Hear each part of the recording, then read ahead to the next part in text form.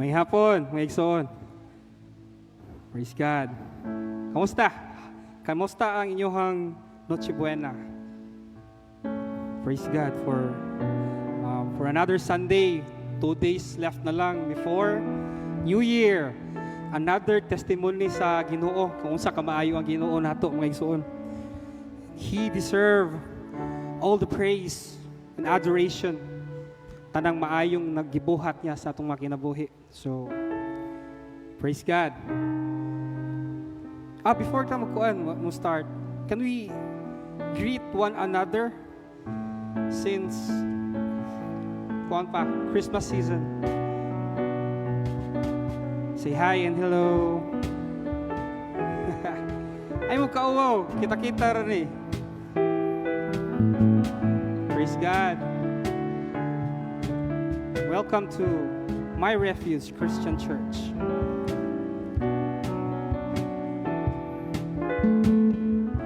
Hallelujah.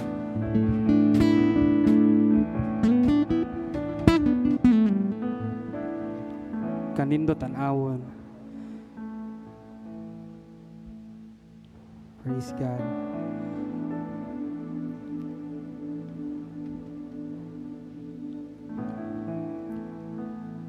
Welcome mga igsoon.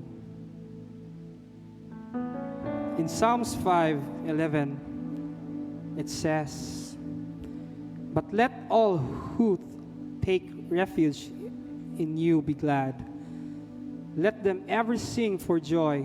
Spread your protection over them, that those who love your name may rejoice in you." Amen. Praise God. We are here today because we love the name of Jesus. Amen, mga igsoon. Tungod ra ni Jesus Christ that we are here nagagather. No other than. And we are here because we take refuge in God, our Savior. So let us be glad and sing for joy. Let us offer our songs of praise and worship to our God, Jesus Christ, who loves us and gave Himself for our salvation. Let us stand, mga igsoon. Let's pray as we sing songs of worship nga tuang buhi nga Ginoo.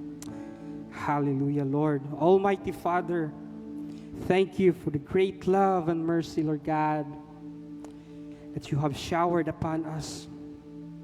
Thank you for the life of your Son, Jesus Christ, our Savior. Truly, Lord, we take refuge in you in every aspect sa among mga kinabuhi, O Lord God. Wala milaing kadangpan, O Lord God, kundi ikaw ra, Jesus Christ. For you are our God, the Holy God. Lord, we rejoice, O God, as we take refuge in you. Because we know, Lord God, that you are good and you are a merciful Father, O Lord. And Lord, as we worship you this afternoon, Lord God, may your name be glorified, Ginoo. May your name will be lifted up this afternoon, Lord God, in this place, O Ginoo. Help us, O Lord God. And may your Holy Spirit dwell in this place, O Lord,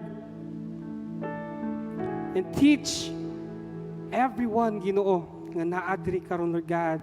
My brothers and sisters, Ginoo, teach us, Lord God, to love you more, to worship you, Lord God, in spirit and in truth, O Lord.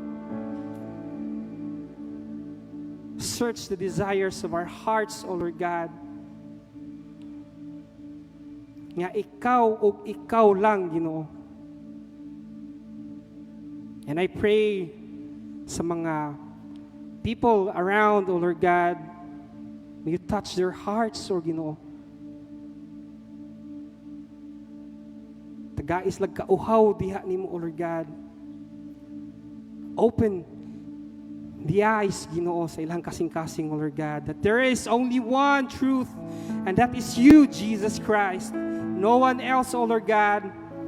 And your name will be lifted up in this place, in this very place, O Lord God. Help us, O Lord. For we cannot do what mi mahimong maayo, Lord God, kung kami ra Ginoo. Only you, Jesus, can give us strength, O Lord God. Only you, Jesus, only your name. And there is one reason, Ginoo, nga nung naami diri karon. It is because you loved us so much, O Lord God, and you will always love us, Lord God. Thank you. Thank you for that great love, the great mercy that you have showered upon us, O Lord.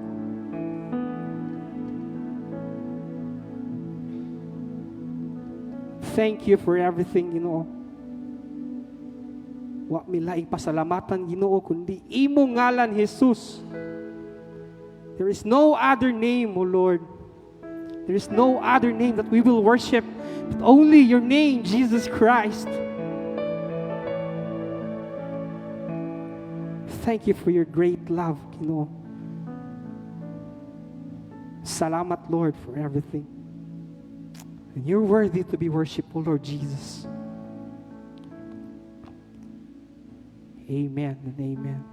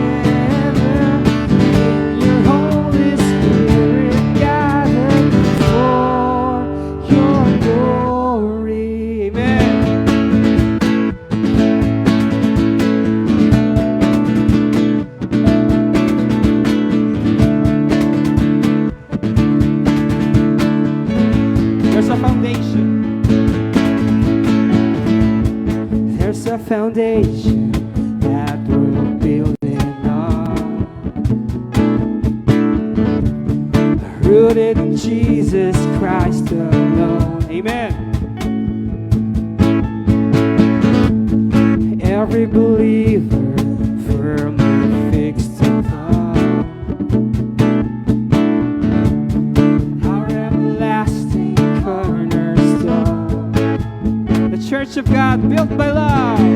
Church of God, built by love. We love you, Father, God of all our God forever. We praise you, Jesus Christ, the Lord, the Son and Savior. We're here together in your Holy one body, one baptism. One body, one baptism. One hope to which we have been called. One faith, one Lord, one Spirit. One sovereign ruler over all. One body, one baptism. One hope to which we have been called. One faith.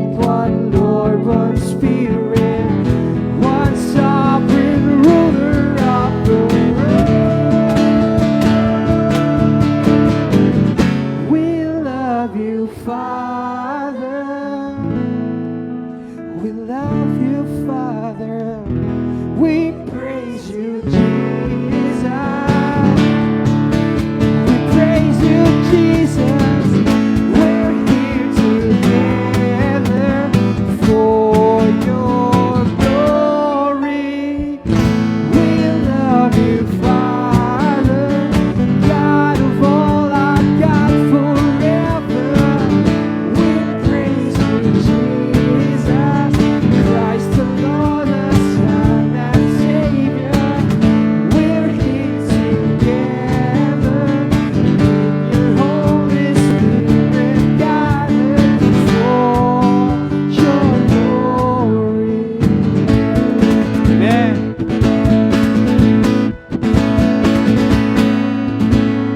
Hallelujah.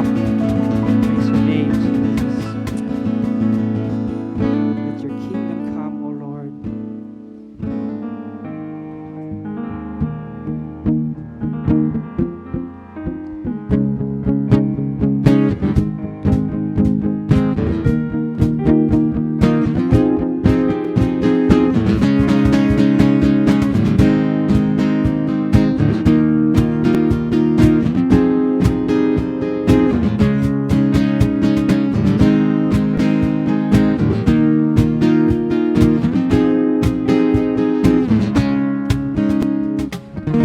Your glorious cause, O God, engages our hearts. May Jesus Christ be known wherever we are. We ask not for ourselves, but for your renown. The cross has saved us, so we pray. Your kingdom come.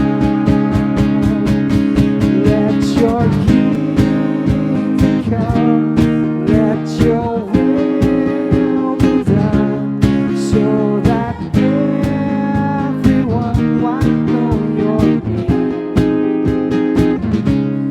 Let your song be heard everywhere on earth, till your sovereign work on earth is done. Let your kingdom come.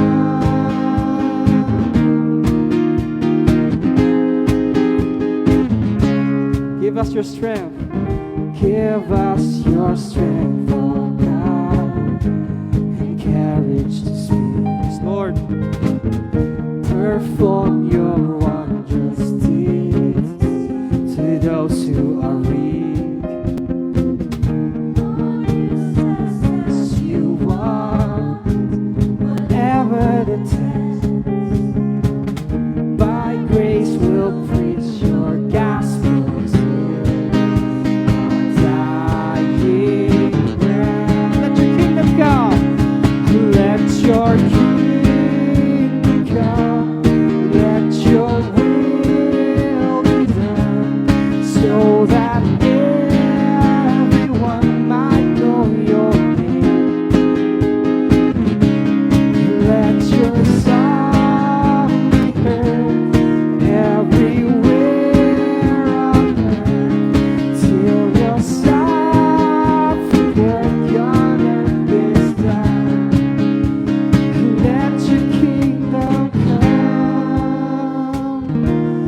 Let your will be done, so that everyone might know your name.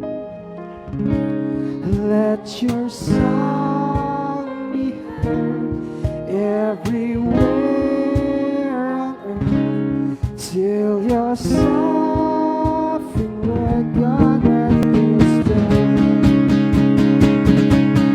Let your kingdom come. Let your will be done, so that everyone might know your name. Let your song be heard everywhere on earth, till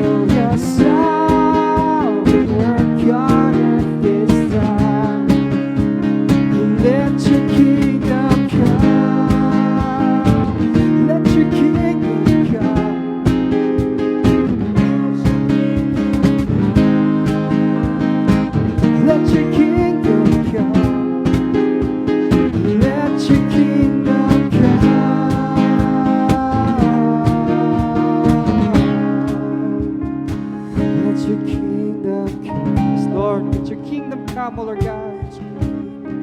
Let your will be done sa mga tagsa-tagsa na kinabuhi o Ginoo. Hallelujah. We praise you, Lord God.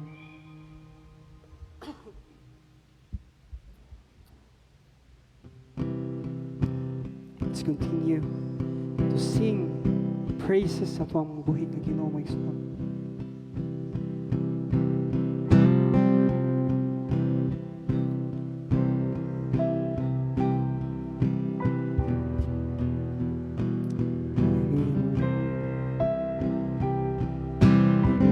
You will reign forever, Lord God. Your name will be lifted up forever, you know. Who has held? Who has held the oceans in his hands? Who has numbered every grain of sand? Kings and nations, his tremble and his voice. All creation rises to rejoice. Sing it, church. Behold our God.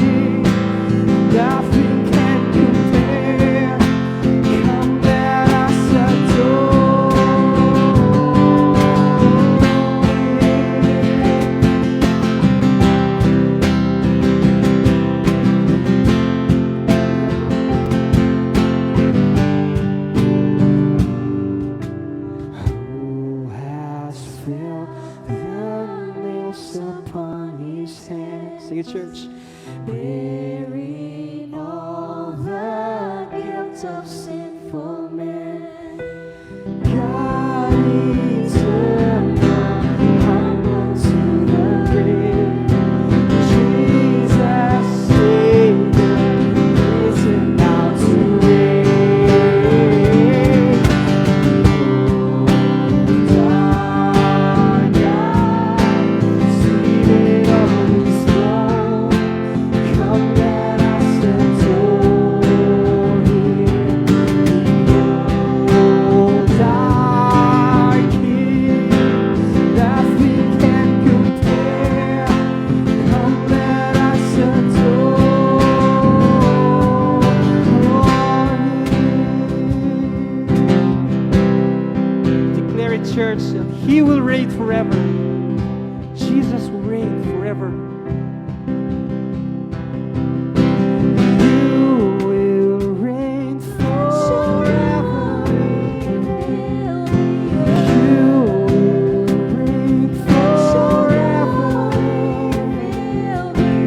You will reign forever.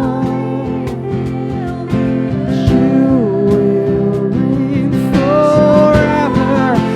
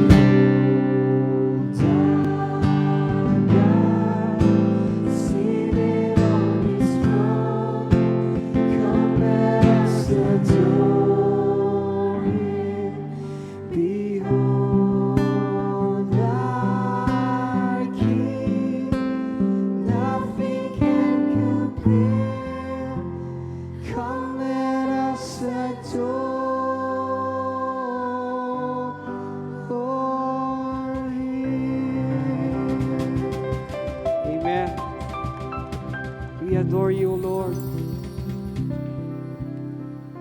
You are our God, O Lord. You are forever, you know. You are holy forever, O Lord. For your name is the highest. And your name, Lord Jesus, is the greatest.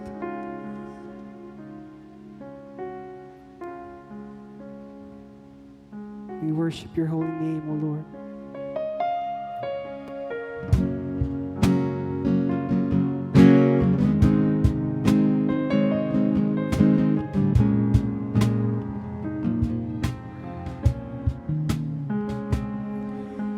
1,000 generations falling down in worship to sing the song of ages to the Lamb. And all have gone before us, and all who will believe will sing the song of ages to the Lamb. Your name is the highest. Your name is the highest. Your name is the greatest. Your name stands above all thrones and dominions, all powers and positions. Your name stands above them all, and the angels cry.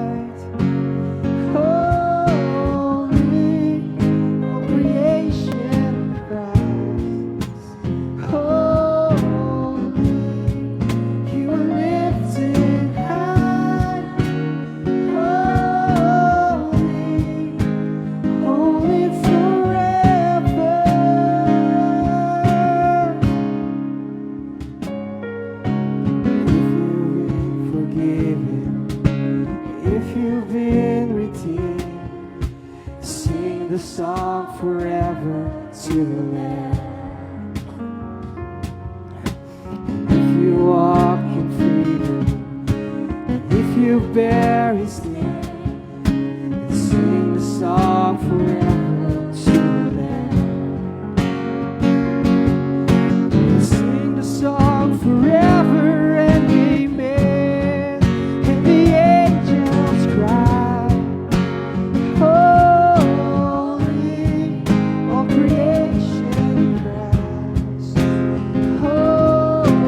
holy, you are lifted high.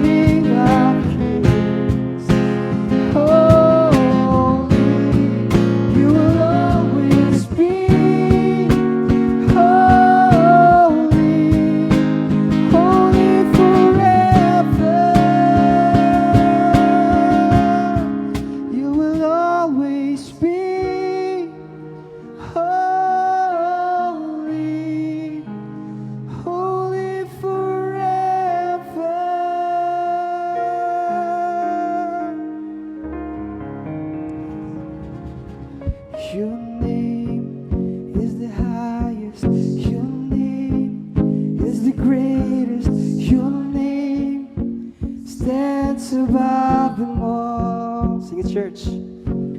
All thrones and dominions, all powers and positions. Your name stands above them all.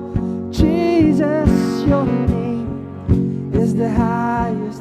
Your name is the greatest. Your name stands above them all. All thrones and dominions, all powers and positions. Your name stands above them all. Yes, Lord. Your name, O Lord God, is the highest, O Lord God. And your name is the greatest, you know. And your name stands above all names, O God. We worship you, O Lord, for you are worthy. Worthy is the Lamb who was slain. Hallelujah, Lord God. We worship you, Jesus. No one, Lord God. No other name, O Lord. Only your name, Jesus Christ, will be lifted up, O Lord. Thank you, Lord, for this wonderful afternoon that you have given. Thank you, Lord God, for the privilege, Ginoo, na makagather mi, Ginoo, and worship your name. Thank you, Lord God, for that wonderful privilege, Ginoo. All praise and adorations belongs only to you, our Lord and our King and our Savior, Jesus Christ. Hallelujah. Amen and amen. You may now all be seated, and please help me welcome Pastor Ian from His Dwelling Church.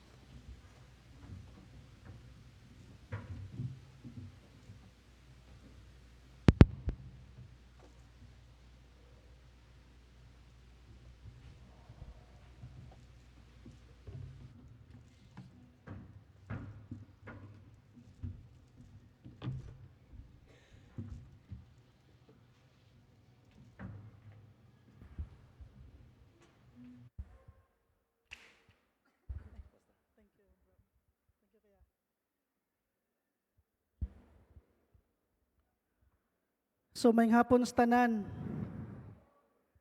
May hapon. Mata pa di ay. Again, maybe some of you nakailanan ako, but for those who don't know me, I am Pastor Ian. And with my wife, Rob, we're from His Dwelling Christian Church. And again, this is a great privilege nga gihatag sa My Refuge nga congregation to serve you this afternoon. Ang kaigsunan. I'm so grateful for this, another privilege to serve you. Kabaw ba ta sa whole story sa Bible? If naay mangutana nga bata ba, moingon, ma, lola, unsa day ng Bible? Unsaon niyo pagsulti, unsaon niyo pag-share sa bata in a bata way, nga masabdan sa bata ang tibuok storya sa Biblia. Well, in a simple way of saying the whole story, wonderful story of the Bible, it is about God making humanity right with Him once again through His Son, Jesus Christ. He is restoring humanity to a place where they can wonderfully have a fellowship with God and where they can glorify Him. That is the short version of the entire Bible, mga kaigsonan. Nganong gi-restore man, unsam din nahitabo? Nganong i-restore man? Nganong naamay gi-restore once again? Well, in the book of Genesis, kabata unsa ning book of Genesis, mao ni ang sunod sa Revelation. Nagumani mo sa Revelation, balik naman sa kagbasa sa Genesis. Mao ra man na atong buhaton mga Kristohanon, magsigig basa sa Biblia. Mahuman na ka sa Revelation, balik na sa Genesis. Genesis is the first book of the Bible, mga kaigsonan, and we all know that. Even gani ang naa sa Children's Church, kabalo anak, mga kaigsonan.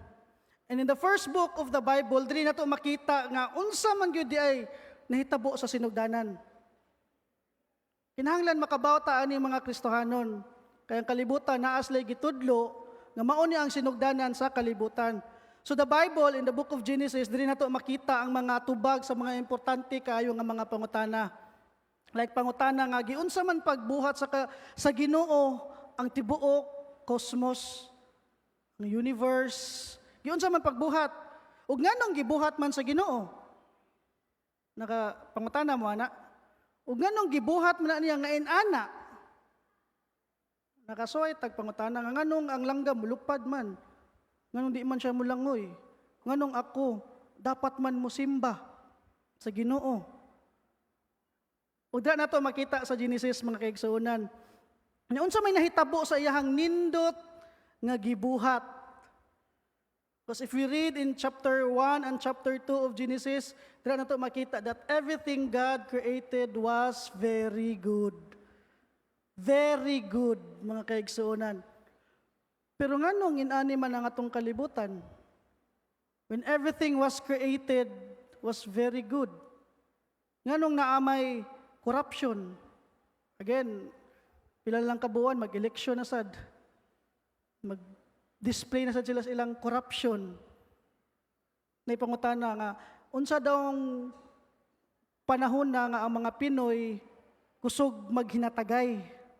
Ang tubag, eleksyon. Sinana, mga kaigsuonan. Aside sa corruption nga anumang naay violence, if everything that God created was good, di nga nung naamay violence. Mauna atong makita sa book of Genesis, mga kaigsuonan. So in chapter 1, dili ti book Genesis atong kuano na. Chapter 1, dira nato makita that God created everything and it was very good. Giunsa niya pagbuhat? He needed nothing outside of Him to create everything. He only uses His power, mga kaigsuonan. By His word, He created everything. And on the sixth day, mauna ang peak sa iyahang creation. The entire universe na atong makita karon, mga kaigsuonan, was created in 6 24-hour days. Literal ni siya nga 24 hours, mga kaigsuonan. Because some would say, billions man na ang first day. Billions of years. No, it is a literal 24-hour days. With evening and with morning each day. Ug dira sad nato makita sa chapter 1 nga walay evolution na hitabo. Wa ta gagikan sa unggoy. Ingna imong tupad, di kagikan sa unggoy. And in a while makita nato nga bitaw di kita gikan sa unggoy, mga kaigsuonan. There was no micro or macro evolution that take place, mga kaigsuonan. And in chapter 2, dira nato makita nga ang creation was completed and consummated. Kasi sa chapter 2, dira nato makita ang detailed, o sa chapter 2, dira nato makita ang detailed account giunsa pagbuhat ang tao. Sa chapter 2, mabasa nato dira sa verses 4 to 9, ikuha ang Ginoo og lapok, gihulma, gitayhupan ang ilong og nabuhi og nahimo siyang buhi nga kalag, mga kaigsuonan.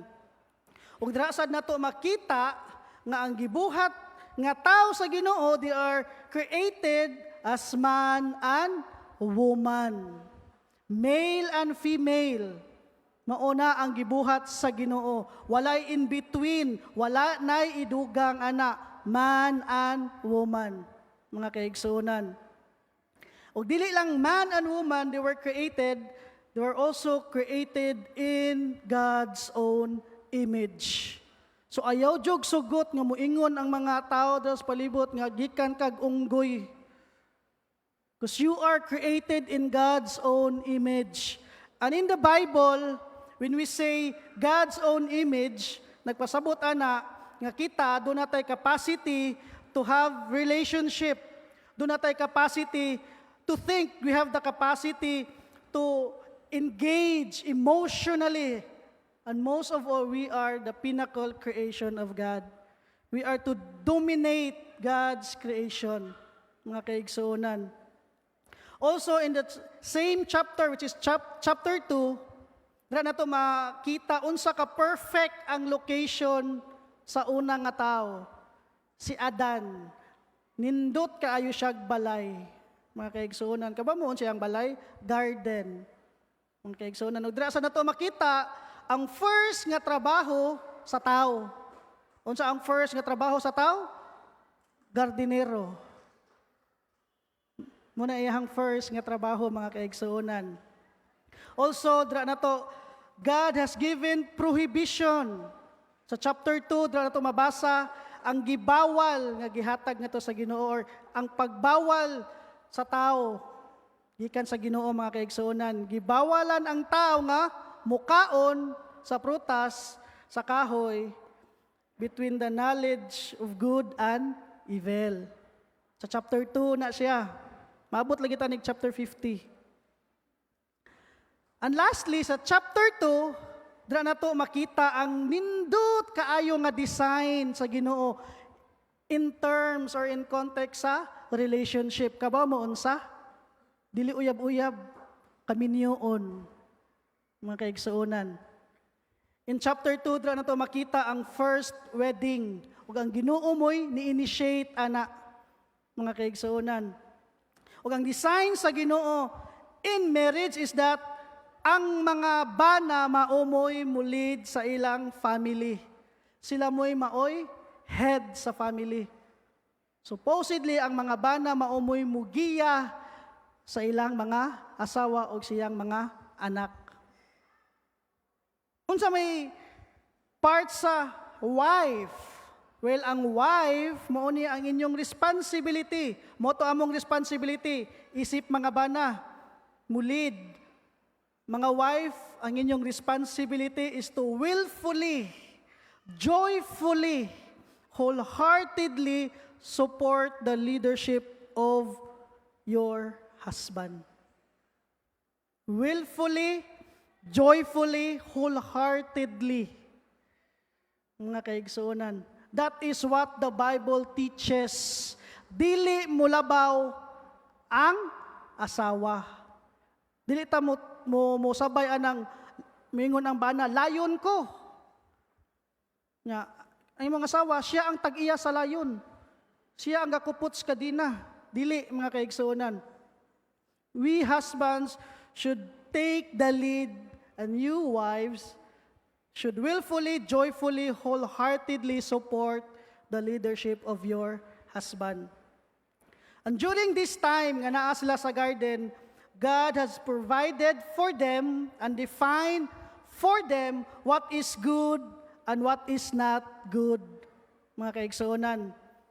So gihatagan ang tao ug mao na gyud niya ang pinakakuan karon, freedom to choose.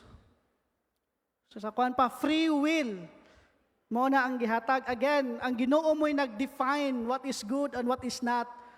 But at the same time, ang tao gihatagan og ability nga mupili, mga kaigsuonan. Pwede sila mupili, musalig sa Ginoo, sa definition sa what is good and what is bad, or what is not good, or ilang ilogon ang autonomy, or in a way, sila na ang mo-define sa ilang kaugalingon what is good and what is not good, mga kaigsuonan. They're the one who's going to define what is good and evil. And if buhato na siya, ang consequence is catastrophic. Why? To rebel against God is to embrace death because you're turning away from the giver of life himself. And this is represented by the tree of life. Kinamdam mo sa story? Pag humagsala ni Adan ug ni Eva, gigwardyahan dayon tong tree of life sa duha ka angel para dili makaduol ang tao. And that is in chapter 2. That is the wonderful design of God.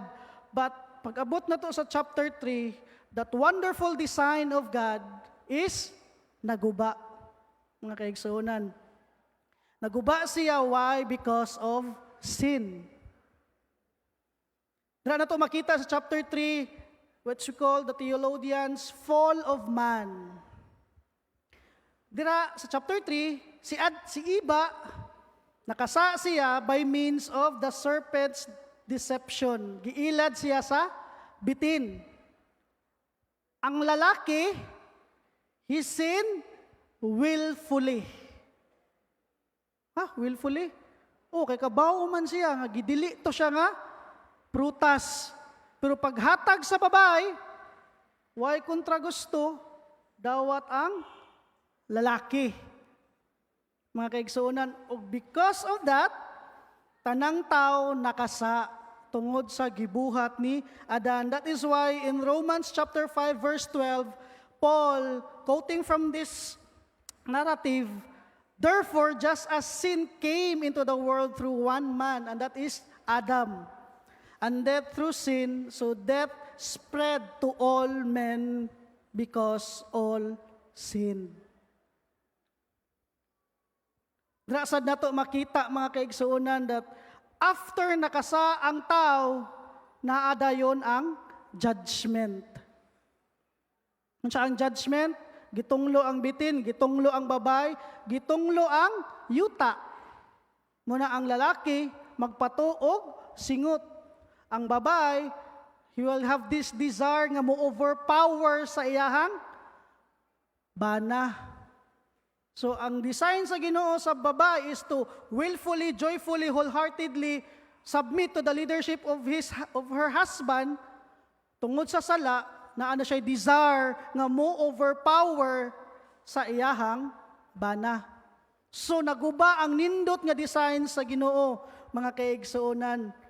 But at the same time in chapter 3 verse 15, na ay judgment taliwala sa poem nga judgment na ay mercy o na ay picture sa grace. Ngano? Because through the seed of the woman, and this seed of the woman is the one who's going to crush the head of the serpent. And this is the first gospel nga atong mabasa sa Genesis. Nakita mo, bati kayo, nindot, nahimong bati, pero taliwala sa bati na ay paglaom, mga kaigsuunan.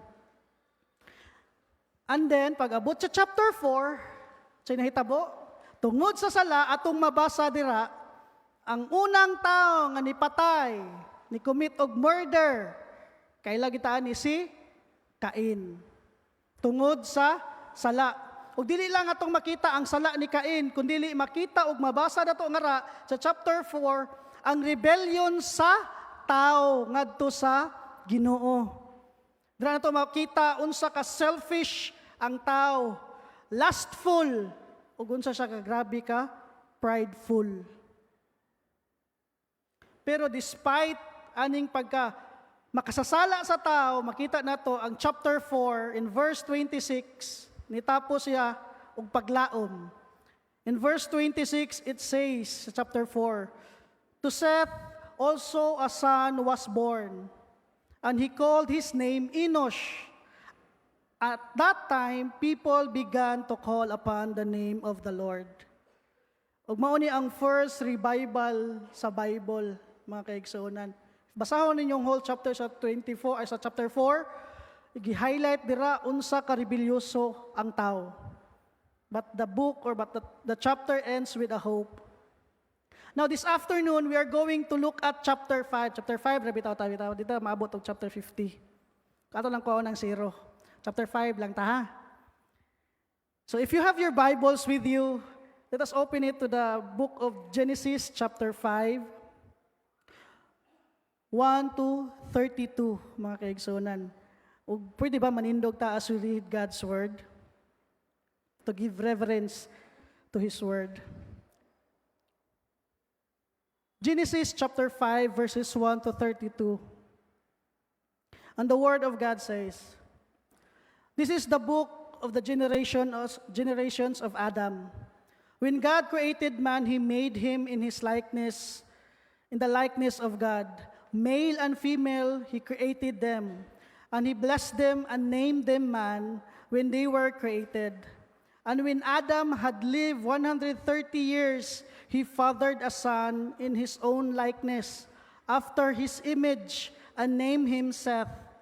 The days of Adam after he fathered Seth were 800 years, and he had other sons and daughters. Thus all the days that Adam lived were 930 years, and he died. When Seth had lived 105, he fathered Enosh. Seth lived after he fathered Enosh 807 years, and he had other sons and daughters. Thus all the days of Seth were 912 years, and he died. When Enosh had lived 90 years, he fathered Kenan. Enosh lived after he fathered Kenan 815 years, and he had other sons and daughters. Thus all the days of Enosh were 905 years, and he died. When Kenan had lived 70 years, he fathered Mahalalel.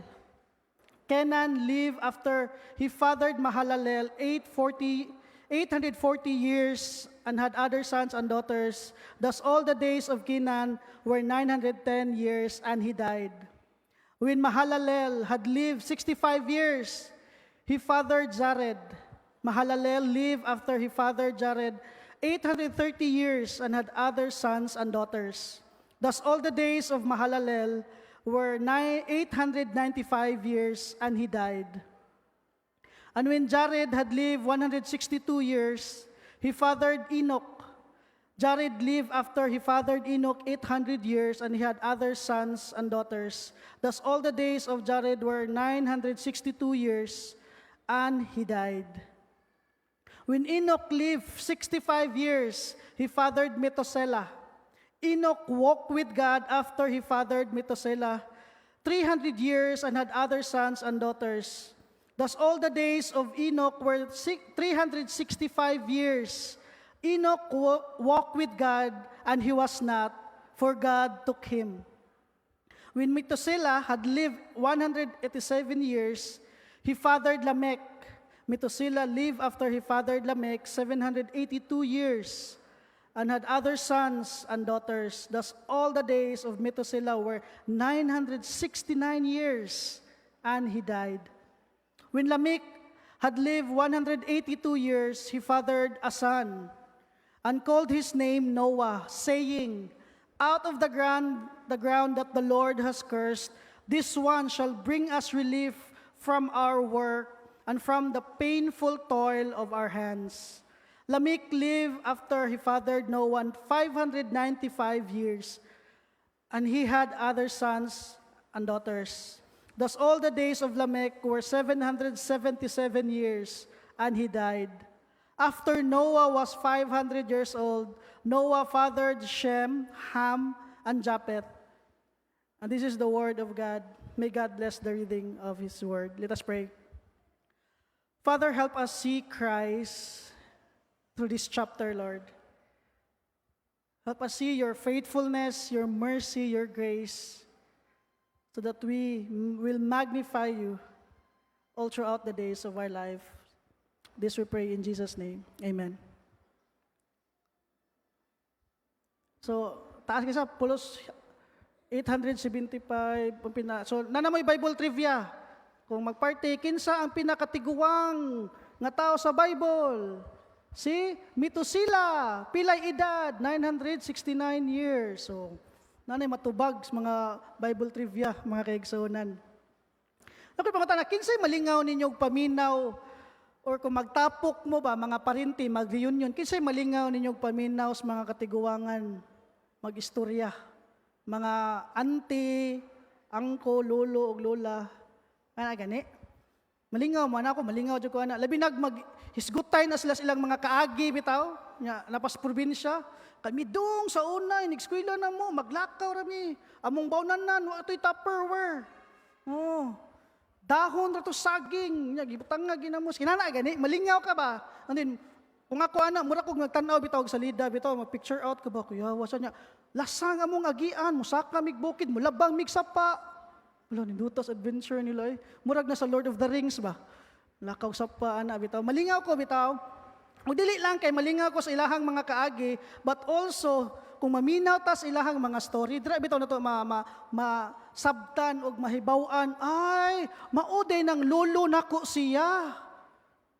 labi magsinubayay bitaw sa mga kaliwat, di ba?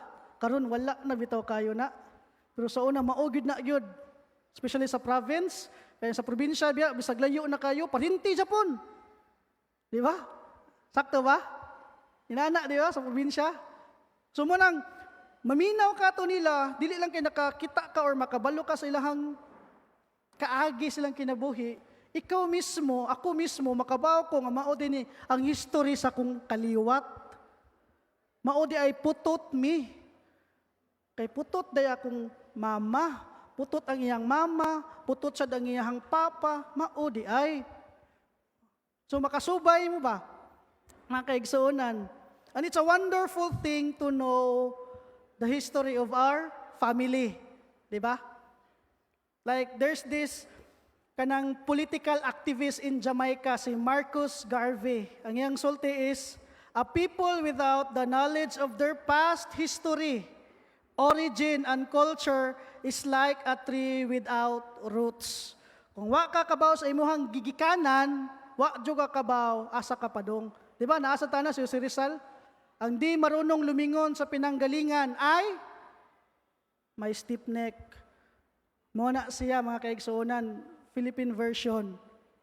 So it is important, mga kaigsuunan, to know the history of our family. While this chapter is all about family tree. Na uban, na ay dako kay nga frame, na ay family tree. Na ang picture ni Lolo, na ang picture dra ni Lola. Antod, ikaw, nakas pinakaugat, mura kag bakterya. Kay layo naman kay ka. So muna ang family tree. And that is what we're going to look at in chapter 5. Well, in the Bible, mga kaigsuunan, when we read or study family tree or genealogy, mo ni ang pagpasa-pasa sa mga Hudiyo sa ilahang history. Gipasa nila sa unsang pamaagi? Orally. Story. Mga kaigsuunan. Kaya nga naman, wa pa may bullpen sa una. Wa pa may papel sa una. So, kita mo ng mga salida nga magtapok, inana, mga kaigsuunan, mugawas dayo ang patriarch, musulti, mauni ang nahitabo, mauni ang nahitabo sa una.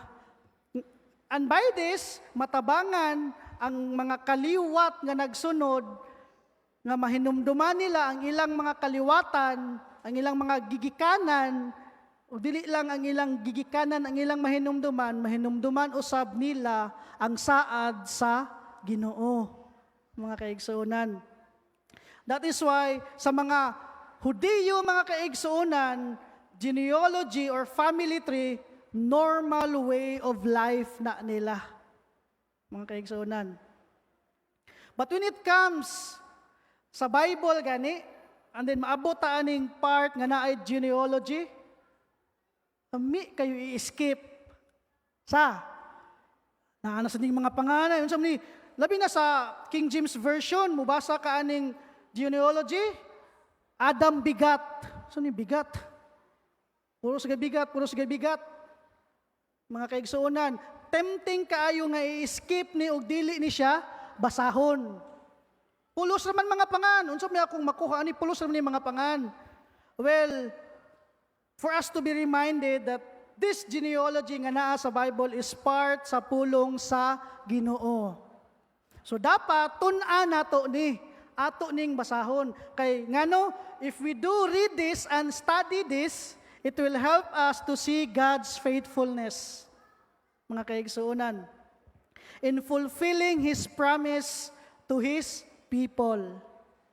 So that's why in each generation, if you notice, if nakabasa mo sa Genesis, each generation na ay gamiton ang Ginoo or pilion ang Ginoo nga tao para himuon niya nga instrumento para matuman ang iyahang saad sa iyahang katawhan. Ug para ang ngalan sa Ginoo maoy mahimaya. Now there are 3 sets of genealogical list nga naa sa Genesis. Sa chapter 4, mabasa na to dira, Cain's line o kang Seth nga line. At sa chapter 5, gi-focus ni siya sa line ni Seth, mga kaigsuonan. In this chapter, no one was mentioned less than 365 years. And then, wasay na mention nga, mas nilabaw 969 years. So if i-compare na to ang genealogy sa Matthew, diri sa Genesis, and also sa First Chronicles, which is daghan sa kay genealogy nga sa First Chronicles, atong makita dira nga ang genealogy, wa gyud na siya or design gyud na siya nga dili kompleto, mga kaigsuonan. Also, ani nga chapter 5 is a genealogy of 10 men. Gikan ni Adan na human or natapos kang Noah. So there are 10 generation that covers 1,656 years, mga kaigsuonan. Das, ang kaninga chapter, nagsugod ni siya from time sa creation hantod sa time sa baha, great flood. And this is the record of 10 men. Record ni siya sa 10 katao nga nagpuyo, pinaagi sa pagtuo, diha sa palibot nga grabe na kaayo ang unbelief. Mga kaigsunan. There's increasing unbelief and widespread secularism. So again, nigawas na siya. The family tree, which is mo na ang ato ang title this afternoon. Ang naatay tulo ka punto nga ato ang tan-awon karon, mga kaigsunan og tun-an. In verses 1 sa chapter 5, 1 to 3, dira nato makita ang pagpahinumdum kanato. Dira nato makita ang reminder. In verses 3 to 32, dira nato makita ang two opposite repeating phrases. And lastly, in verses 24 and 29, a wonderful picture of hope. So to start, in verses 1 to 3, there's that reminder, mga kaigsuonan. The introduction of this chapter starts with the history of man. And that is our history. Giun sa pag-remind, this is how God or Moses uses this as a reminder. God created man, He made him in the likeness of God, male and female, He created them, and He blesses them and named them man.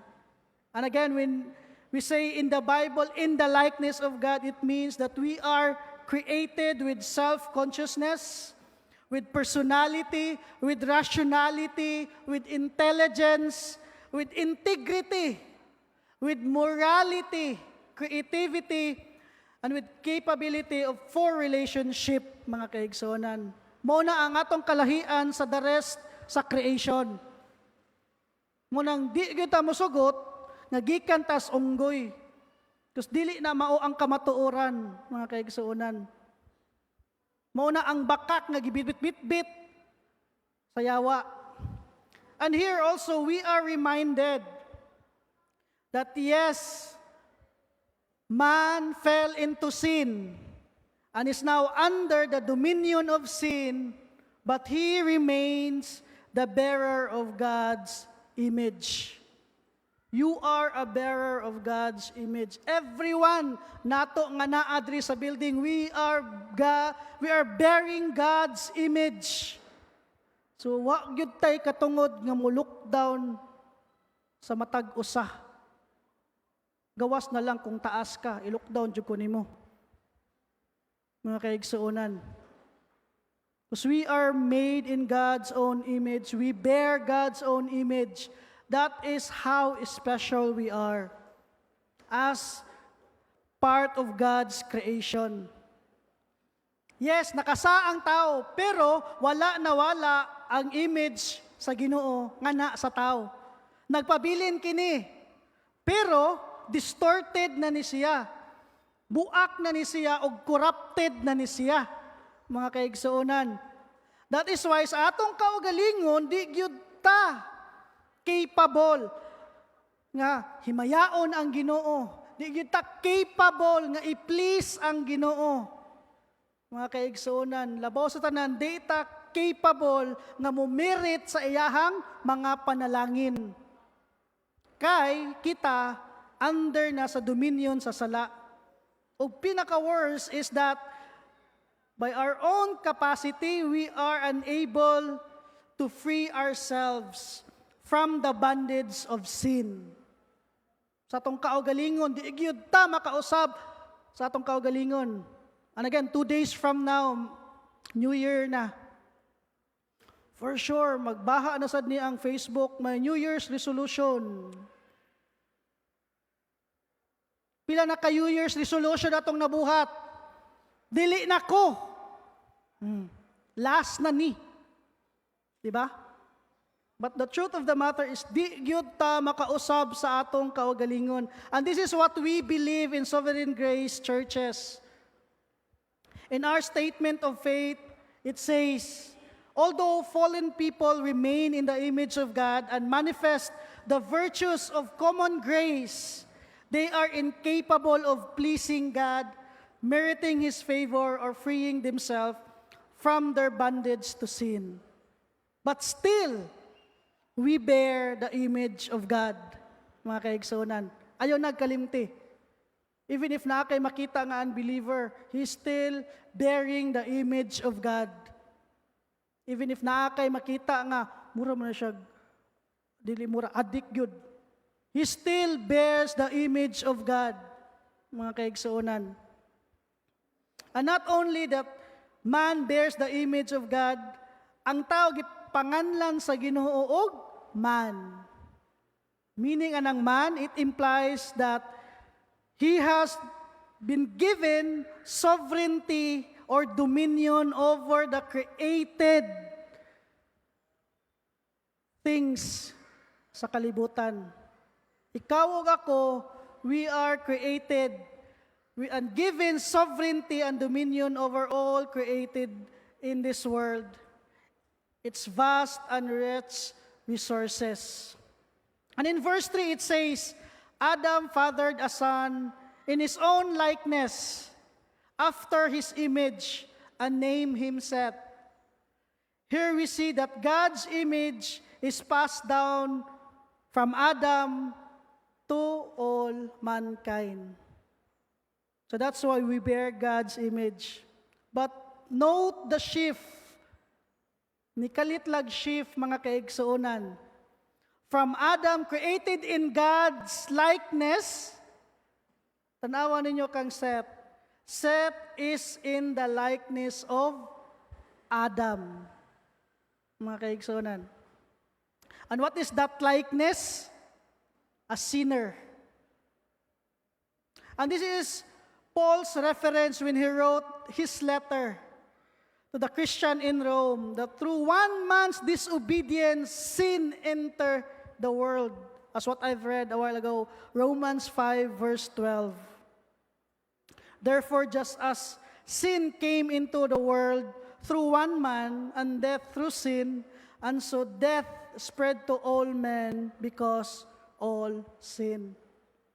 So Adam was created in perfection in the image and likeness of God, but because of sin, tungod sa sala, Seth and the rest of mankind, apil na ta, was created in the imperfect, fallen image and likeness of Adam.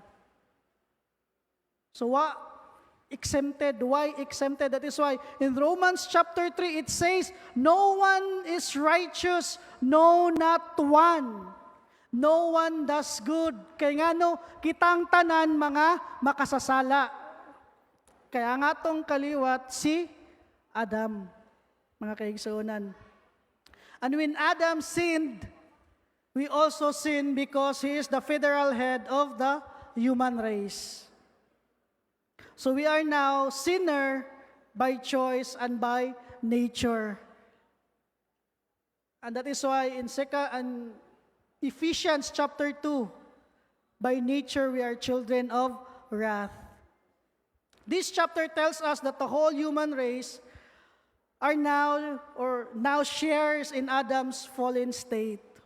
We are all made in God's image, but we are all born with a nature that leads us to rebel against God. That is why dili kita mahibong nganong ang bata dali kayo makatun og dinautan. Why gatudlo sa bata? 2 anyos, 3 anyos, pero kabaw na mamakak. Ano man? Because that is our nature. We are sinners, mga kaigsunan. And by the way, if you notice sa chapter 5, wala gimension ang line ni Cain. Diri sa chapter 5. Kaliwat biasa ni Adan. Pero wala siya gimension diri. Pero if basahon na to ang Genesis chapter 4, dira na to makita unsay nahitabo niya or kaliwat sa kaliwat ni Cain, mga kaigsuonan.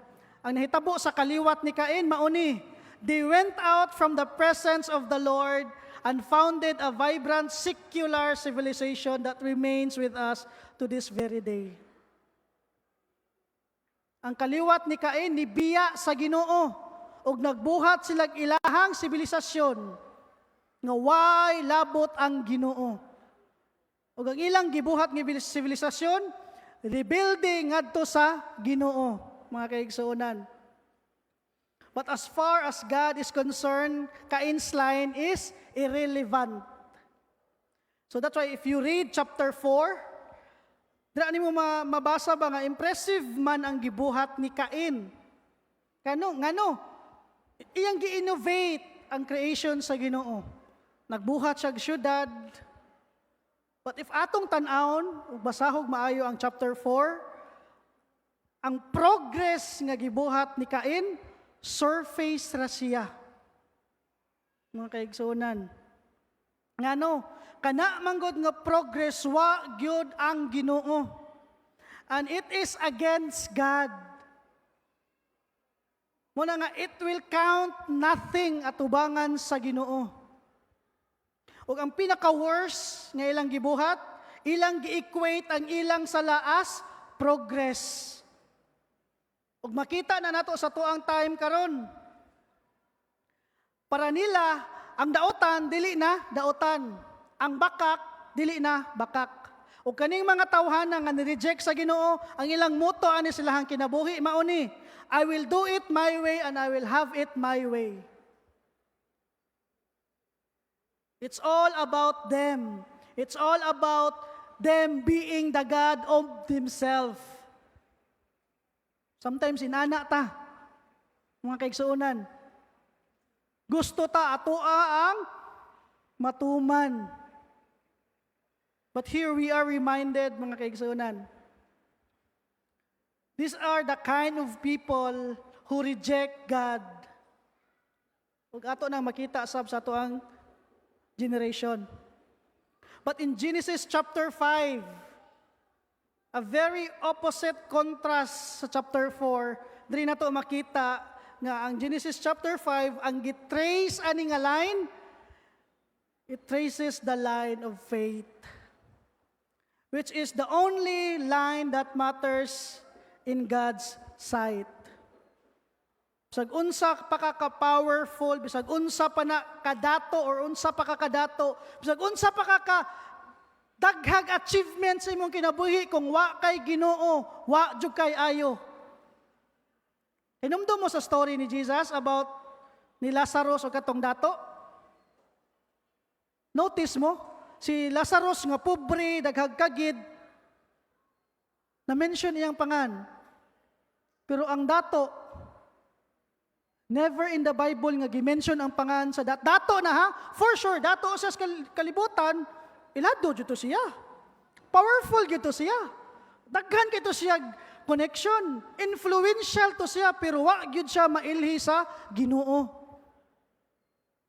So hunahunaon ta na, mga kaigsuonan, bahalag di ko mailhan aning kalibutan na, basta sigurado nga mailhan ko sa Ginoo, maori gyud na akong i-aim. Kaya if tanaw na to ang kalibutan karon, it's all about magnifying ourselves. Diba? Mabita na ni sikat ng TikTok. Sikat ng TikTok, ay dito makita ang talent. Ni sikat ng mga social media. Ni sikat ng Instagram. Unsay gitudlo ana sa ato i-highlight imuhang kaugalingon, ibutang sa pedestal. And that is the reality of this sinful world.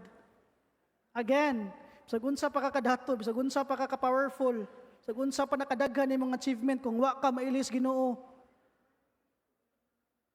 alaot kaayo ka. Alaot jud kayo ka igsuon. Muna ato ang timan-an. Nganong alaot kay ka? Maabot ta ini in a while ato nang mahisgutan. So in contrast, the descendant of Seth is this. They are the men who began to call upon the name of the Lord. Genesis chapter 4, verse 26. Well, ang kaliwat ni Cain, muna ang ilahang heading, went out from the presence of the Lord. So pili lang.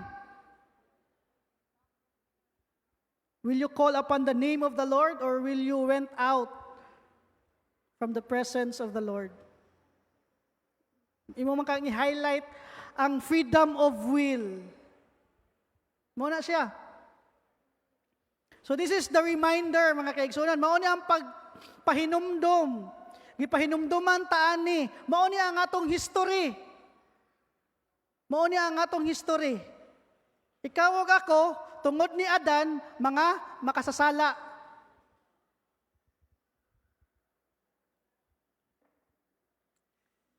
But yet, we remain the bearer of God's image. And in verses 3 to 32, now if tanaw ninyo ang chapter 5, inyo nang basahon ba, i-observe ninyo ba, na ay gibalik-balik dira nga mga phrases. Sa mga phrases, hugpong sa mga pulong. Mga kaigsuonan. Opposite ni sila nga mga phrases. Ang first nga phrase nga atong makita dira is ang He fathered. If basahon ninyo sa chapter 5, kabalik-balik dira mga kaigsuonan. O kani siya nga phrase, He fathered, nagsulti ka nato nga gituman sa tao ang gihatag or gituman sa tao ang sugo nga gihatag sa Ginoo niya. Unsa ang gihatag nga sugo sa Ginoo sa iya ha? Chapter 1 verse 28 sa Genesis. That is to be fruitful, to multiply. Fill the earth, subdue it, and have dominion over it. So, laktod pagkasulti, nisanay ang tao, ilang natuman ang sugo sa Ginoo. Magdili lang ka ng He fathered, mo'y nagsulti nga gituman sa tao ang iyang ang sugo nga gihatag niya. Kanisang phrase nga, He had other sons and daughters. So, nisanay ang tao. So man indeed multiply, became fruitful, filled the earth, subdue it, and dominated it.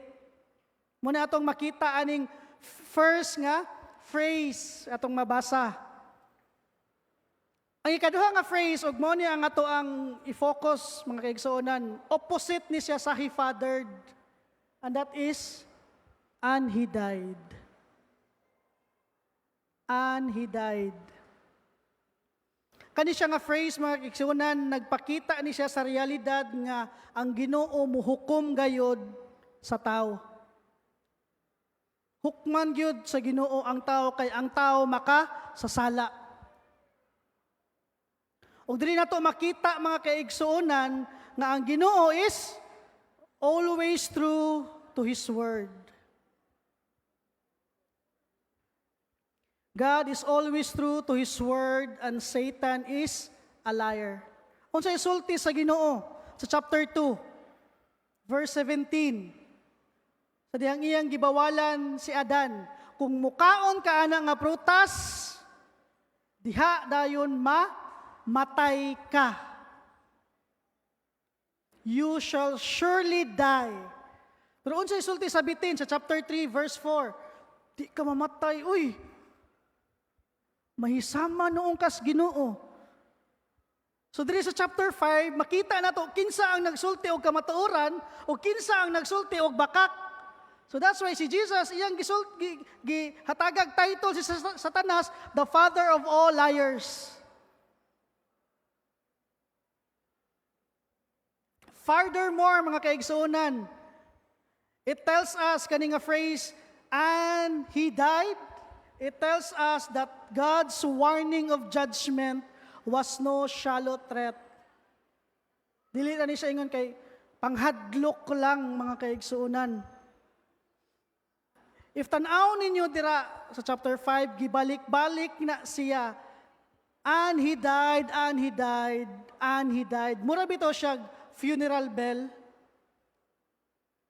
Repeated eight times throughout the chapter. And here nato makita, this is God's demonstration of His faithfulness to punish sin, for He is a holy God. Katotong gikanta ganina, He is a holy, holy, holy God. That is why iya jong silutan ang tao nga nakasa. It tells us that all sinners must die. Kinahanglan bitaw ato gini siyang hatagag kabug-aton mga kaigsuunan. Kay ngano? Mga makasasa manggud ta. Mga makasasa ta. Why maing laki nato diri? Atubangan tingay sa ubang tao, limpyo kay tatanawon, pero atubangan sa Ginoo, hugaw patas lang hugaw.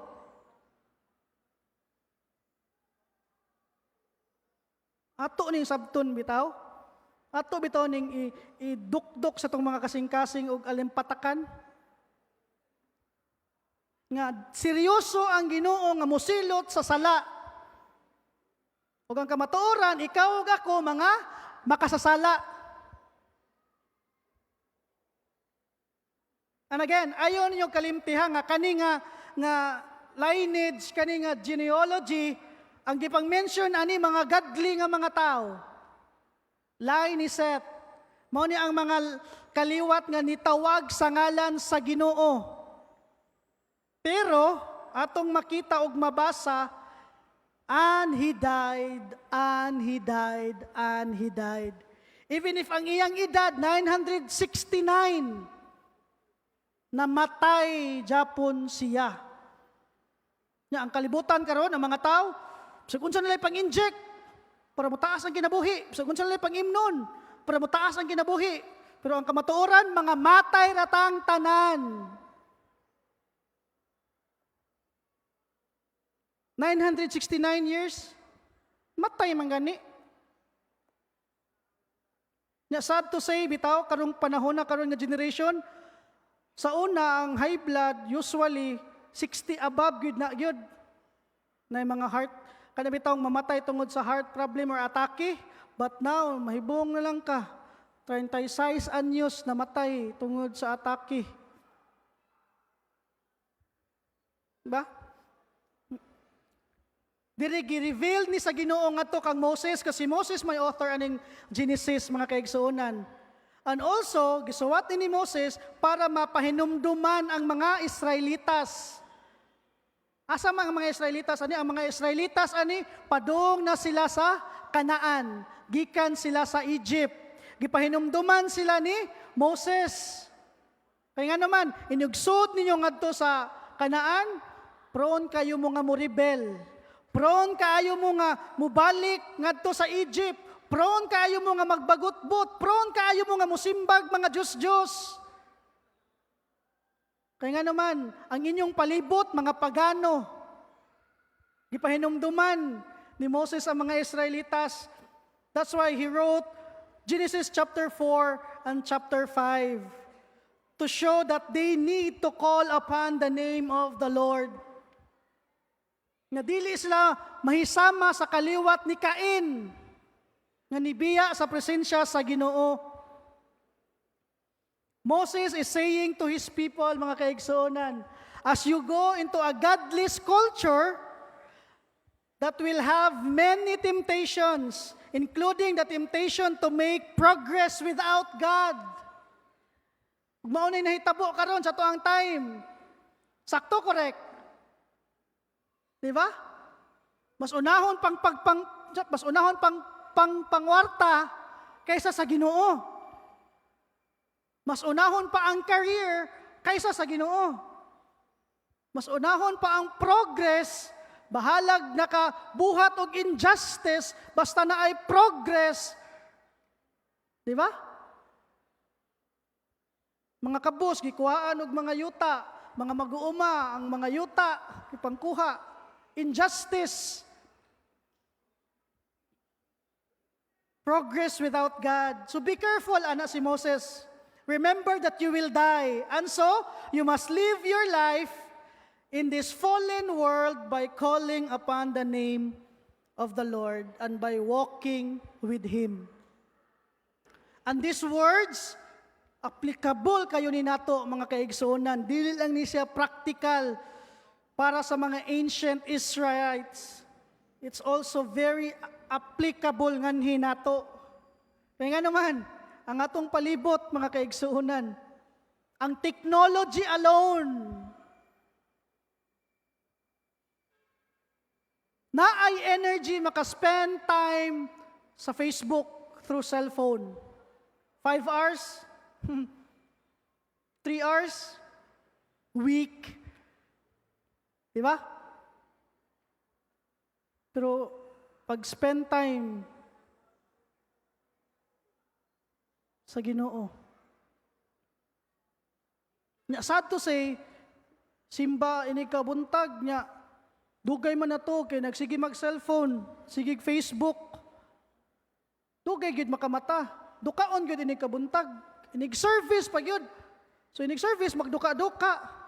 Nya ingnon dayon kanijong yawa. Kapyutan gid niya ang akong pilok, ngodong gaduka-duka ko ganina. Sangin lang ding yawa. Nya yang gibuhat pag gabi before, nagbinuntagay Facebook. Ako guilty ko ana. May gani way internet sa mong balay. Mo na ang atong kinayahan. Di ba? I mean, anisay na lang ta ba? Anisay na lang ta, dili lang ta magpakarunging noon kay ang ato ang giatubang karon ang Ginoo man. Wa man ta nag-please sa matag usa, nag-please ta sa atong buhi nga manluluwas, so mag-anisay na lang ta. Mas unahon pa ang mga butang kalibutanon kaysa sa butang sa Ginoo. Again, let us remember, while we are living in this fallen world along with its wonderful temptation, mabot ang panahon mga matay ta. Mga kaigsuonan. Sa dihang si Adan ug si Iba nakasa, instantly, they died spiritually. For they were separated from God, but also they began to die physically.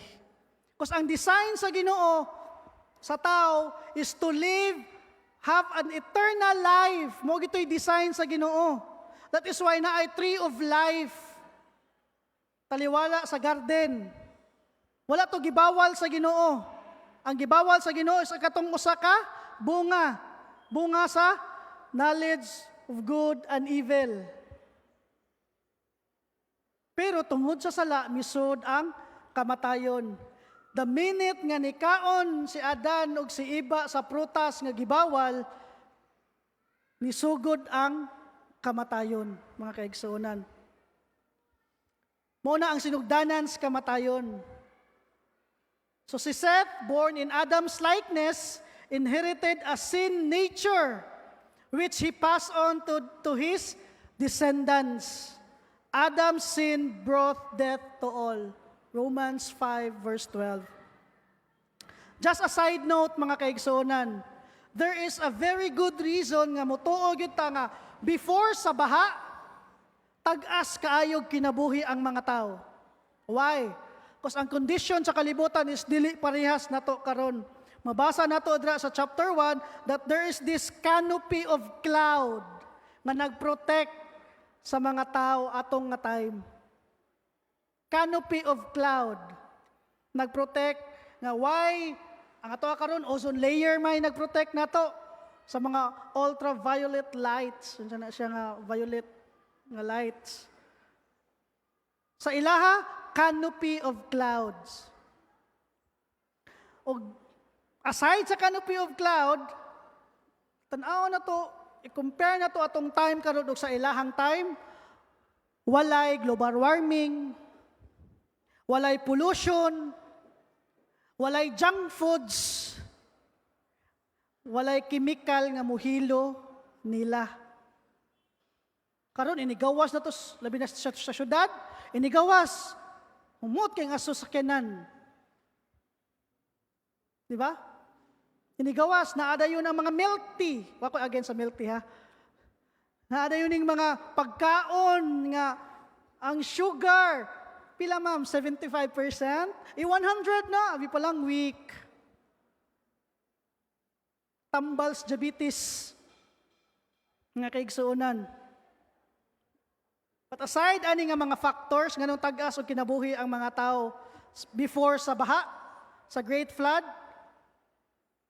it is because God is sovereign. God is a sovereign God. Ug siya ang magbuot kung kanusa kaniya kwaon. In Genesis chapter 6 verse 3, diyan to makita nga pamuban sa Ginoo ang kinabuhi sa tao kay ngano? Grabe kay sila ka makasasa. Ang naaras ilang kasing-kasing pagpakasala ra gyud ug daotan ra gyud. Genesis chapter 6. So it is God who determines kinsa ang iyang kwaon o kinsa iyang buhion o dugay mga kaigsuonan. That is how sovereign God is. He can shorten life and He can lengthen life. Di gyud ta makabuot mga kaigsuonan. So kaning mga tao bitaw nga magyaga aning historical record, muna kaalaot lang yun nila. Ang punto manggod mga kaigsuonan is this. Ang cause sa kamatayon sa tao is ang sala. Wa nagilaing rason. Sala mga kaigsuonan. Ug naamang tay ato bitaw ni hatagag kabugaton kay naamang gud tay idea, kalibutanong idea nga magtudlo ba nga part man na sa life ang kamatayon, natural part man na sa life. Kanang sa Lion King ba, circle of life.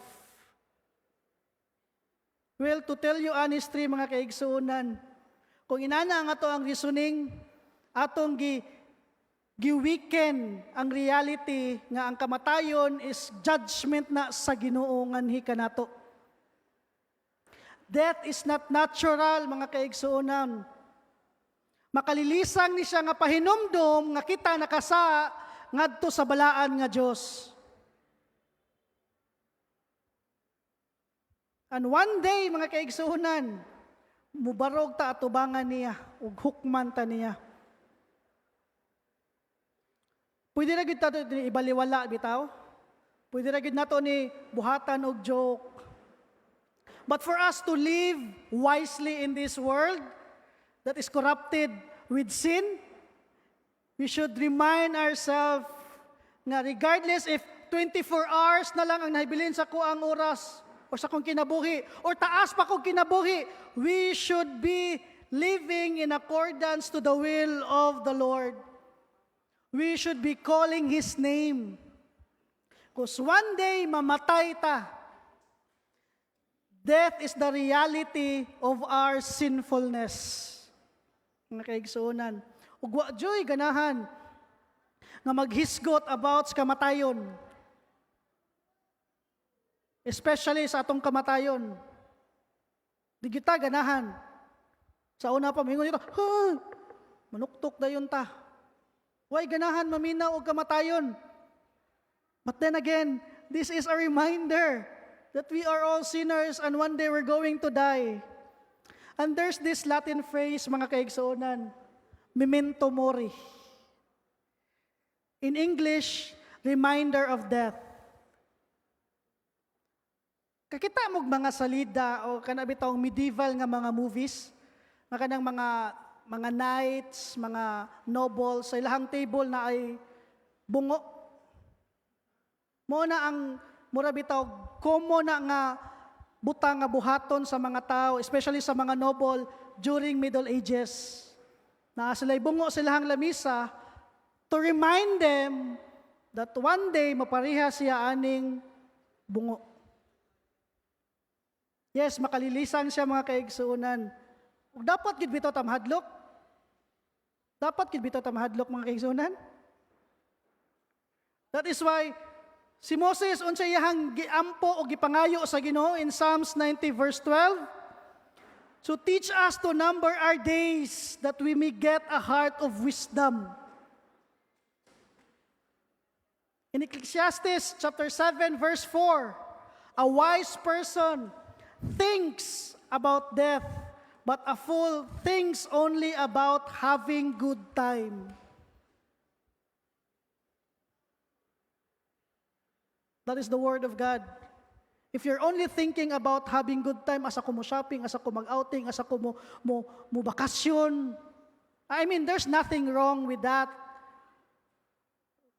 But remind yourself also, mga kaigsuunan, that one day you're going to die. We are given one life, brothers and sisters. Ug wa gyud ta kabaw kanus ata kutob.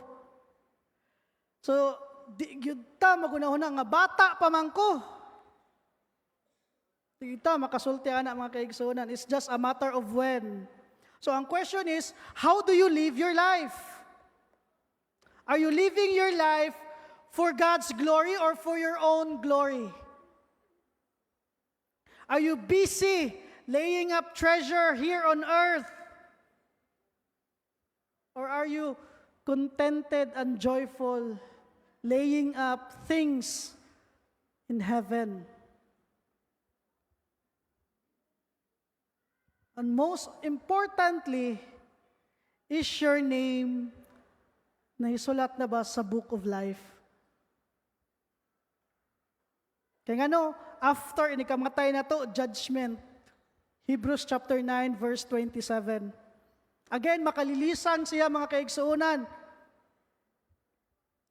Why ganahan maminaw ani? Pero, ang story wala matapos dinhi. Aning kamatayon. May padayon mga kaigsuunan. Ug dira na to makita na during sa and he died, na ay short break. Ug mao na ang picture, a wonderful picture of hope, which is our last point this afternoon. Starting from Adam down to Jared, everyone died. Adam died, Seth died, Enosh died. All throughout nga to kang Jared, mga kaigsuunan. And then in the 7th generation from Adam came Enoch. And this is what took place, mga kaigsuunan. Pag-abot ni Enoch, unsay gisulti sa verse 24, and he was not, for God took him. Nagpasabot, wa namatay si Enoch. Gikuha siya sa Ginoo. And in the Bible, this is what we call, he was raptured. Mga kaigsuunan. O dili lang, si Enoch mao inay record sa rapture. In the Old Testament, naapay lain, and that is the prophet, mga kaigsuunan.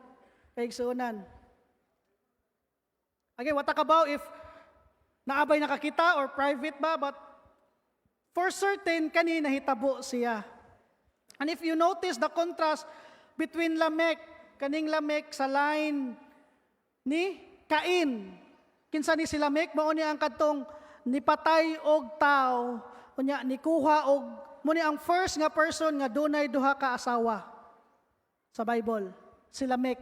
And then naa siya gipatay nga tao, nya iyahang gituis ang pulong sa Ginoo. Giyon sa niya pagtuis ang pulong sa Ginoo, katong nakapatay si Cain, nilaya si Cain, gihatagan og marka sa Ginoo si Cain. Para kung naay mo hilabot nimo, ang akong vows ato nang hilabot nimo 70 times. Nya, unsay sulti ni Lamech? Sama ni Cain, kung naay mo hilabot nako, mas labaw pa ang vows. Inana ka distorted, inana ka corrupt ang tao. Even ang pulong sa Ginoo tuison. Mga kaigsuunan. Sa NIV Study Bible, gi-describe nila si Lamech, evil personified. Mga kaigsuunan. Pero si Enoch, gi-describe siya diri as one who pleased God. So grabe kay ang contrast. And if we observe verse 22 to 24, dito makita ang account ni Enoch. There's another phrase nga gibalik-balik kaduha mga kaigsuonan. And that is, Enoch walked with God. I mean, common kay ba? Enoch walked with God for 300 years of his 365 years of life. Walking with God is a hard concept, mga kaigsuonan. Unsa may buot pasabot when we say, walk with God? Well, the Bible tells us what it means to walk with God, mga kaigsuonan. Because we like to think as Christian, I'm walking with God. Because Christian ko, na ako sa church, nagbuhat ko aning mga butanga. I am walking with God. Pero maubagi na ang gisulti sa Biblia when it says walking with God. Mao ba na ang pag-define sa Bible? Well, the Bible speak about walking with God. And this is how it says, mga kaigsuonan. In Deuteronomy chapter 13 verse 4, it says, "You shall follow the Lord, your God, and fear Him, and keep His commandments, and obey His voice, and you shall serve Him, and cling to Him." Unom kabuok, mga kaigsuonan nga, verbs. Follow, fear, keep, listen, serve, and cling to Him. And these actions, mugawas ni siya sa kasing-kasing sa kakadtong mga tao nga tinuod nga nahigugma sa Ginoo. Dili na ni siya pugson, mga kaigsuonan. Because in verse 3 sa chapter 13 sa Deuteronomy, mga kaigsuonan, it says, "For the Lord your God is testing you to know whether you love the Lord your God with all your heart and with all your soul." Also, this verse or these verbs, mga kaigsuonan, is imperfect tense, which generally describe nga ang kani nga action, follow, fear, keep, listen, serve, and cling to Him. Dili ra ni siya one-time act. Sunday, buhaton ko ni, I will follow, fear, keep, listen, serve, and cling to Him. After sa Sunday, nawa na. No, mga kaigsuonan, this is not a one-time act, but this is to be continuously carried out sa tibuok natong kinabuhi. Samtang buhi pa ta, dapat musunod ta, mahadlok ta, ikip nato, maminaw ta, muserve ta, ug mukling ta sa Ginoo. Matapos na siya, inig ka, either inig-rapture nato or inig-kamatay nato, mga kaigsuonan. And this is what Jesus taught sa iyahang mga disciples. In Matthew chapter 16, 24 to 25, unsay gisulti ra ni Kristo, "If anyone would come after me, let him deny himself and take up his cross and follow me. Whoever would save his life will lose it, but whoever loses his life for my sake will find it." Take up his cross daily. Ug di na sayon, mga kaigsuonan. Wa gyud makasulti nato nga sayo na kay lisod kaayo na ug imposible kaayo nang buhaton sa atong kaugalingon. That is why Christian life is an impossible life apart from the grace of God. That's why we need the grace of God every day sa atong kinabuhi. Dili lang panahon sa kalisod. Every day, regardless if unsay circumstances nga atong giatubang. We should constantly seek the grace of God, mga kaigsuonan. Also in John chapter 14, verse 15, Jesus said, "If you love me, you will keep my commandments." And this is what Enoch did. He follow, he fear, he keep, listen and serve and cling unto the Lord. mga kaigsunan. Now, the book of Hebrews, chapter 11, verses 5 to 6, give us a bit more information about the life of Enoch. Kasi sa Genesis chapter 5, wala man kayo siya description sa kinabuhi ni Enoch, while arita sa Hebrews chapter 11. There it says, by faith, Enoch was taken up so that he should not see death. And he was not found because God had taken him. Now, before he was taken, he was commended as having pleased God. And without faith, it is impossible to please him. For whoever would draw near to God must believe that he exists and that he rewards those who seek him. So Enoch lived a life by faith. As what Paul says in Romans chapter 1, the just shall live by faith. Although di nato makita gyud sa account sa Genesis chapter 5, pero if we tan-aw ta sa Jude chapter 1 dra nato makita unsa ang gibuhat ni Enoch samtang buhi pa siya. In Jude chapter 1, 14 to 15, it says, it was also about these people that Enoch, the seventh generation from Adam, prophesied about these people. Prophesied saying, behold, the Lord has come with many thousands of his holy ones to execute judgment upon all, to convict all the ungodly, all their ungodly deeds, which they have done in an ungodly way, and all of the harsh things which ungodly sinners have spoken against him. So ang giwali ni Enoch, judgment nga gikan sa Ginoo. Kay unsa kagrabe ang sala sa tao, grabe kaayo, mga kaigsuonan. Enoch lived a life that is pleasing to God, and he lived it by faith. And again, this verse above sa Jude chapter 1 and even sa Hebrews, mga kaigsuonan, it gives us hope. Especially sa chapter 5. This gives us hope, mga kaigsuonan. Just as the time of Enoch, ang kalibutan karon grabe kaayo ang spiritual blindness, spiritual darkness. Ang mga tao buta ngadto silang mga sala, ignoring the Creator, their Creator, and they worship idols and follow their lustful desires. Just like Genesis chapter 6 verse 5, mga kaigsuonan.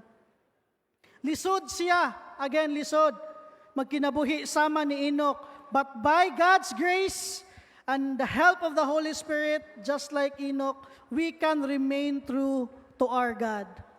Dili sa tong kaugalingon, dili sa tong pagkamayng laki, kundi grasya ra sa Ginoo, mga kaigsuonan. And after this short break sa kamatayon, ni-resume, and he died. Methuselah, 969 years old, namatay. Lamech died, mga kaigsuonan. And here, dili na ito makita nga naay wonderful description before namatay si Lamech. Ang iyang prayer, iyang hope, iyang set nga to kang Noah, mga kaigsuonan. When he said, this will give us comfort. Because the name Noah in Hebrew sounds like comfort, mga kaigsuonan. Lamech said, he will comfort us in the labor and the painful toil of our hands caused by the ground the Lord has cursed. Ang gitutukan ni Lamech, forward ang iyang pagtanaw, mga kaigsuonan. Ang saad sa Ginoo nga manluluwas. The seed of the woman, mao'y gitutukan ni Lamech, og nagtuo si Lamech nga matuman ni sa panahon ni Noah. That is why iyang gipanganlan si Noah nga Noah, because he will give comfort, mga kaigsuonan. So after Lamech died, his son Noah was known a righteous man in the world, filled with great sin and perversion. Genesis chapter 6 verse 9. And there, makita na to, Noah and his family were saved from the flood, nagipada sa Ginoo as judgment sa mga tao nga makasasa. And 1,000 years later, sa akong gisulti ganina nga, mo every generation mo gamit ug mo pili sad ang Ginoo og usa ka tawo para matuman ang iyahang saad. Unsa iyang saad? Pada niya ang iyang bugtong anak. And 1,000 years of later, mga kaigsuonan, after Jesus was born in Bethlehem. Luke chapter 3 verse 37. Mao na ang tutukan ni Lamech. Lamech's godly hope that the curse would end was realized in Jesus, whose death, resurrection, and resurrection abolish the reign of sin and death. And this is our hope. Yes, bati kaayo to. Makalilisang to nga mga matay ta, pero sa mga Kristohanon mao ni atong paglaom. Nga kaigsuonan. Og aning chapter 5 diri nato makita, mga kaigsuonan, that God's word will always come to pass. Isaiah chapter 55, it says, So shall my word be that goes out from my mouth, it shall not return to me empty, but it shall accomplish that which I purpose, and shall succeed in the thing for which I sent. Matuman gayod ang pulong sa Ginoo. Ug kani nga chapter is a perfect example, mga kaigsuonan. God does not speak randomly. What He says will happen. And as far as our salvation is concerned, matuman ka na og natuman na, mga kaigsuonan.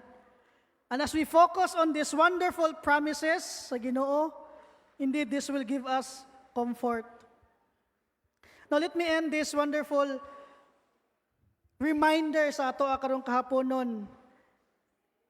In 2 Corinthians chapter 5 verses 6 to 10, mga kaigsuonan. Muna ang sulti ni Paul. So, we are always of good courage. We know that while we are at home in the body, we are away from the Lord. For we walk by faith, not by sight. We are of good courage.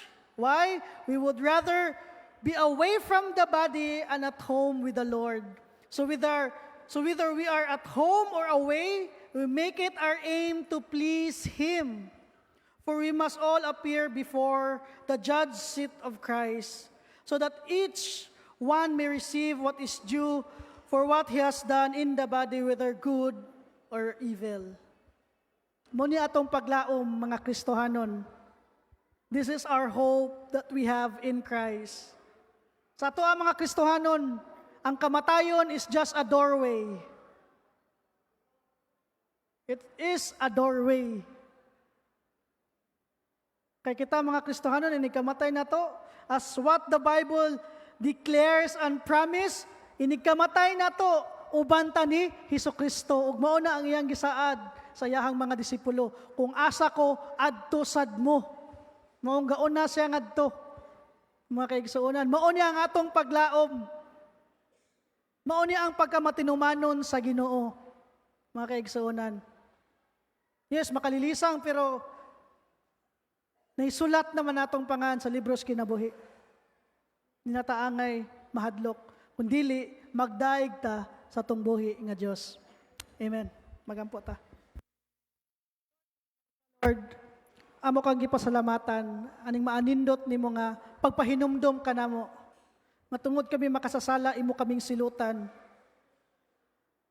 Apan diha ni Hesukristo lamang, Lord, among manluluwas buhi nga Dios. Doon na kami kadaugan. Just like Christ who is victorious over death and sin, we too are victorious over death and sin. And that is the hope that we have. And one day, our hope will come into reality. And one day, we will embrace you, our Lord and Savior. But as of now, as we live in this world, help us to live a life that will always call upon your name, that will always seek to please you and to glorify you. Help us, Lord, we pray. Because apart from you, wala may mahimo. And that is what we know. We thank you for this wonderful time. We thank you for your word. This we pray in Jesus' name. Amen.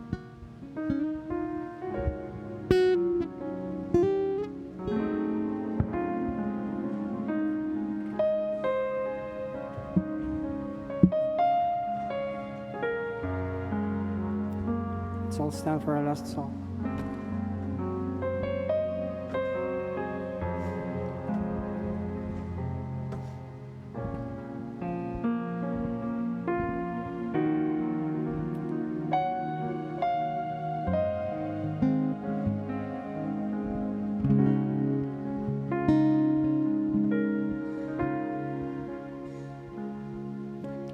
Thousand generations falling down in worship, sing the song of ages to the Lamb. And all who've gone before us, and all who will believe, will sing the song of ages to the Lamb. Your name is the highest. Your name is the greatest. Your name stands above them all. All thrones and dominions, all powers and positions. Your name stands above them all. And the angels cry.